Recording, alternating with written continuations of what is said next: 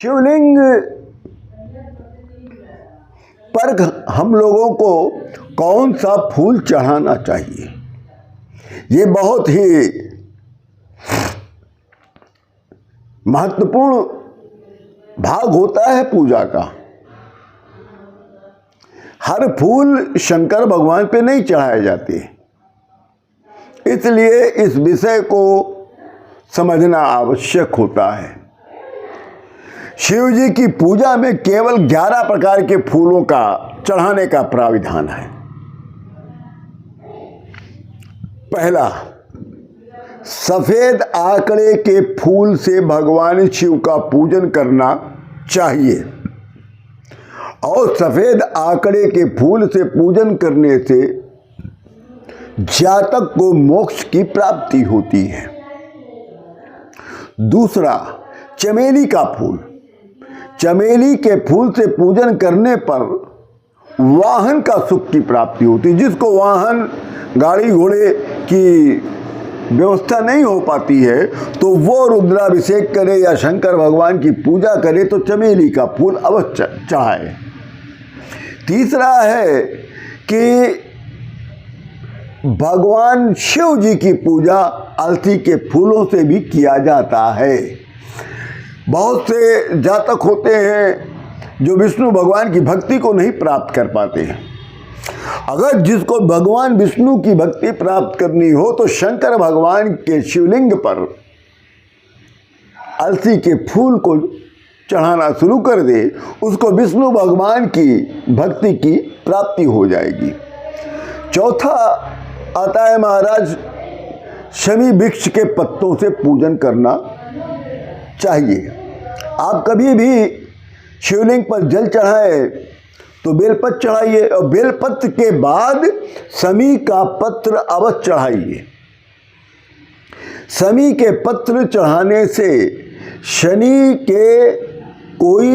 का कोई भी दोष होगा वो दूर हो जाएगा और यहाँ तक राहु केतु के भी दोष उससे दूर हो जाते हैं। और शमी के वृक्ष से के जो पत्ते होते हैं, जिसको शमी पत्र कहते हैं, उसको चढ़ाने से जातक को धन संपदा की प्राप्ति मिलती है। अपार धन संपदा उसको प्राप्त होता है और साथ में शंकर भगवान का विशेष आशीर्वाद भी प्राप्त होता है। पांचवा बताया गया है कि बेला का फूल। जिस जातक की विवाह नहीं हो रहा हो उसको शिवलिंग पर जब भी जल चढ़ाए या रुद्राभिषेक करे तो बेले के फूल का प्रयोग करे। छठा आता है, जूही के फूल से पूजा करना चाहिए।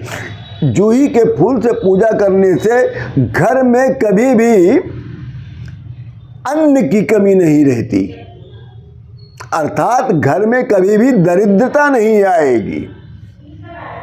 सातवां प्रकार का जो फूल है वो कनेर का फूल है और कनेर का फूल अर्पित करने से धन लाभ की प्राप्ति होती है। बहुत से लोग जातक होते हैं जो बहुत से मेहनत करते हैं परंतु उनको अपने परिश्रम के अनुरूप उनको धन की प्राप्ति नहीं हो पाती है, तो उस जातक को चाहिए कि शंकर भगवान की पूजा में हर श्रृंगार की पूजा, कनेर की फूल की पूजा करे, कनेर की फूल को चढ़ाए। आठवां आता है हर श्रृंगार। हर श्रृंगार की पूजा करने से सुख संपत्ति की वृद्धि होती है। नौवां होता है धतूरे का फूल। एक चीज़ आपको यहाँ मैं और बता दूँ, कभी भी धतूरे का फल नहीं चढ़ाना चाहिए, मगर लोग धतूरे का फल चढ़ाते हैं। आपको मैं यहाँ पर बता दूँ कि धतूरे का फल वर्जित है। केवल धतूरे का फूल शंकर भगवान को बहुत पसंद है, इसलिए जब भी आप भगवान शिव पर कोई फूल चढ़ा रहे हो तो धतूरे का फूल चढ़ाइए। आपको कभी भी आपके पास धन की कमी नहीं होगी। और दूर्वा अवश्य चढ़ाइए। दूर्वा महाराज शंकर भगवान को बहुत प्रिय है और जो जातक भगवान शिव को दूर्वा चढ़ाता है उसकी आयु में वृद्धि होती है। इस प्रकार और हम आपको अंत में बता दें कि जब भी शंकर भगवान की आप पूजा करें या एक लोटा जाते हैं मंदिर जल चढ़ाते हैं तो उत्तर की तरफ मुँह करके खड़े हो जाइए आप और तांबे के लोटे से जल चढ़ाइए।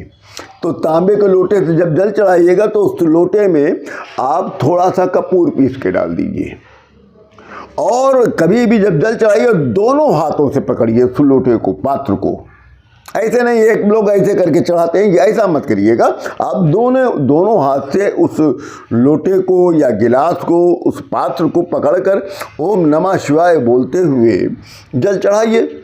जब आप एक धारा में जल चढ़ा लीजिए तो उसके बाद थोड़ा सा कपूर पहले चंदन पीला डाल दीजिए, लाल चंदन नहीं, लाल चंदन लाल पुष्प उन पे वर्जित है, तो थोड़ा सा चंदन पहले पीला डाल दीजिए, चढ़ा दीजिए।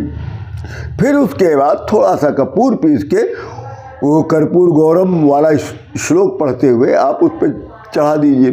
फिर उसके बाद फिर चंदन चढ़ाइए, तब आप बेलपत्र चढ़ाइए। बेलपत्र के बाद आप शमी पत्र चढ़ाइए और जो हमने आपको फूल के विषय में बताया है उन फूलों का आप प्रयोग करें उस पर आप, और फिर उत्तर की मुख की तरफ बैठ जाइए।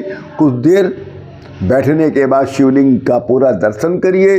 फिर उसके बाद अर्घा से जो जल निकल रहा थोड़ा सा जल लीजिए, अपने माथे पे लगाइए, थोड़ा सा अपने जीभ पे रखिए और उसके बाद जाते समय नंदी भगवान के पैर दबाइए और उनके कान में जो आपकी मनोकामना हो उसको बोल दीजिए। इसी के साथ राम राम।